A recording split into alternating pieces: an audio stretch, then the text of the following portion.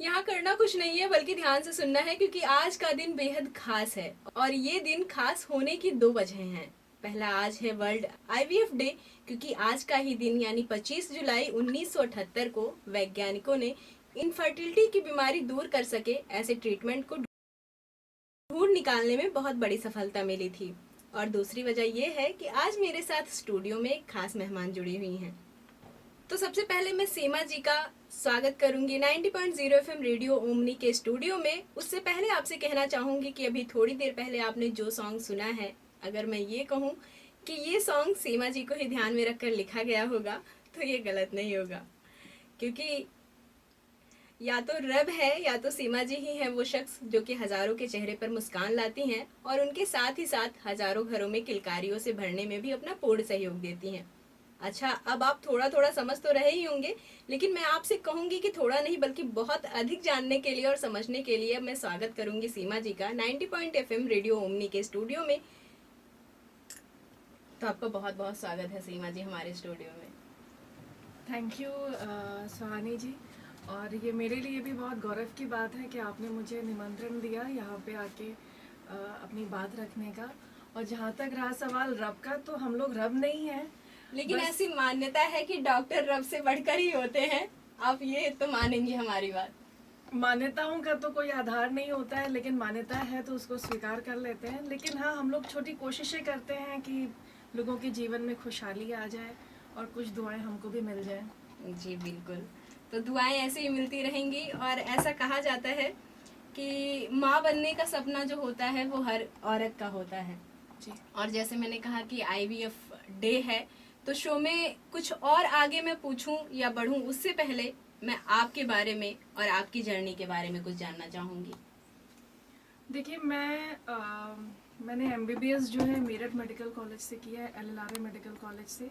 जी। और बाकी मेरी 12th क्लास तक की स्कूलिंग लखनऊ में हुई थी, सेंट फेलिस कॉलेज लखनऊ। और उसके बाद मैं एमबीबीएस करने गई थी। उसके बाद मेरा जो पोस्ट ग्रेजुएशन है वो इलाहाबाद मेडिकल कॉलेज से है। जी। फिर मैं यहाँ बस्ती के जिला अस्पताल, महिला अस्पताल में कुछ दिन चिकित्सक की तरह से मैंने अपनी सेवाएं दी थी। फिर रिज़ाइन कर दिया क्योंकि मुझे लगा कि कुछ एडवांस चीज़ें जो है वो इस शहर में अभी नहीं है, तो उनकी पूर्ति करने के लिए मैंने कुछ स्पेशल ट्रेनिंग्स की। जैसे कि आईवीएफ ट्रेनिंग उसमें से है, इसके अलावा अल्ट्रासाउंड में भी ट्रेनिंग्स हैं, और laparoscopy, hysteroscopic, special fertility enhancing surgery जिसे कहते हैं उर्वरता बढ़ाने वाली जो सर्जरीज हैं, उसमें भी स्पेशल ट्रेनिंग्स मैंने ली। और उसके बाद कोशिश की, एक छोटा सा कदम उठाया है कि जिन लोगों को सामान्य उपचार से बच्चे अगर नहीं हो रहे हैं तो उनको हम लोग टेस्ट ट्यूब बेबी के माध्यम से कोशिश करें कि उनके भी घर में किलकारियाँ गूंजें। जी, तो जैसे कोशिश की बात आपने की, तो मैं आपसे पूछना चाहूँगी, अक्सर जो गांव और तबकों के लोग हैं तो सबसे पहले उन्हें समझ में नहीं आता कि ये आईवीएफ है क्या। तो मैं आपसे जानना चाहूँगी कि आईवीएफ है क्या। देखिए, जिसकी ज़रूरत रहती है वो बेचारा सब जान जाता है। हाँ।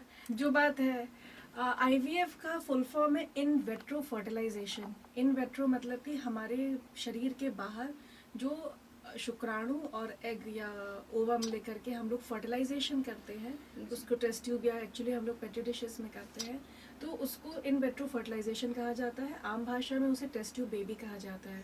तो जो निसंतान दंपत्ति हैं या फिर जिनको एक बच्चा हो गया, दूसरा बच्चा कंसीव होने में समस्याएं हैं, या फिर जिनके बार बार गर्भपात हो जाते हैं, उन लोगों के लिए टेस्ट ट्यूब बेबी जो है एक तरीके से वरदान ही है। बिल्कुल वरदान है। जी।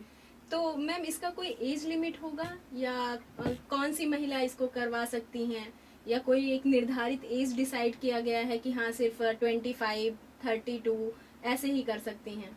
सबसे पहले तो मैं एक बात ये कहना चाहूँगी, कोई भी इलाज सिर्फ महिला का नहीं होता है, पुरुष का भी होता है, क्योंकि बच्चा दोनों का है। जी। तो दोष किसी में भी हो सकता है, और लगभग 50% कारक पुरुष कारक भी होता है। तो महिला पुरुष जिसमें जो प्रॉब्लम रहेगी उसका इलाज किया जाएगा।